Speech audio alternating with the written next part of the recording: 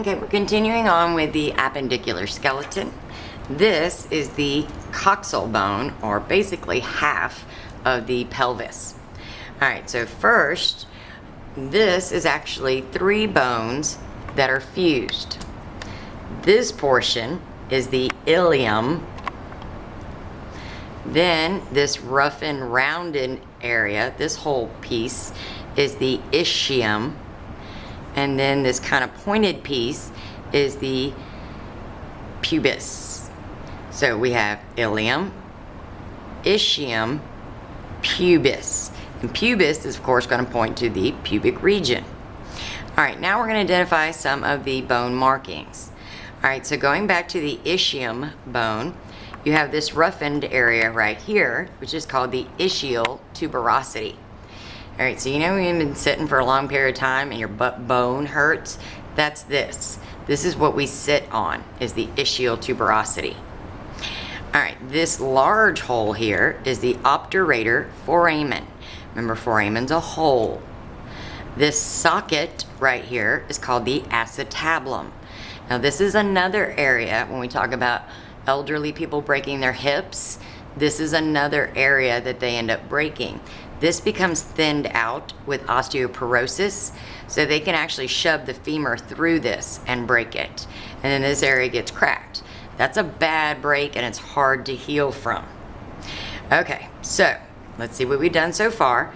Ilium, ischium, pubis, ischial tuberosity, obturator foramen, acetabulum.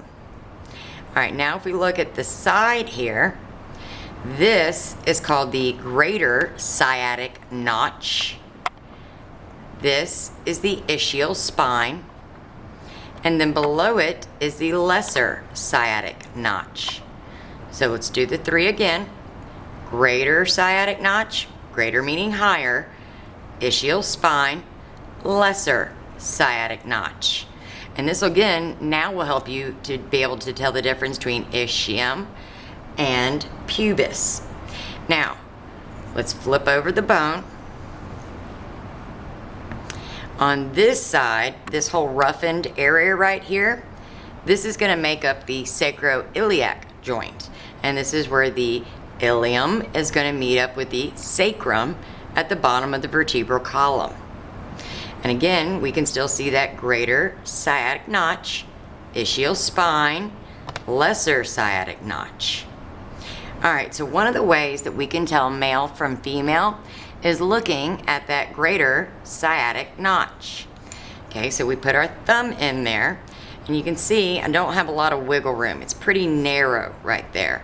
That's indicative of a male. Okay, now there's going to be another way that we can also tell the difference between males and females.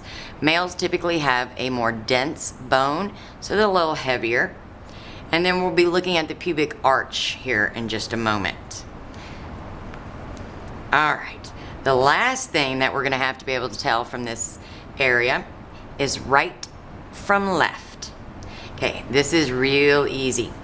This acetabulum has to face out, because that's where my femur is going to go in, and my pubis bone has to face toward my pubic.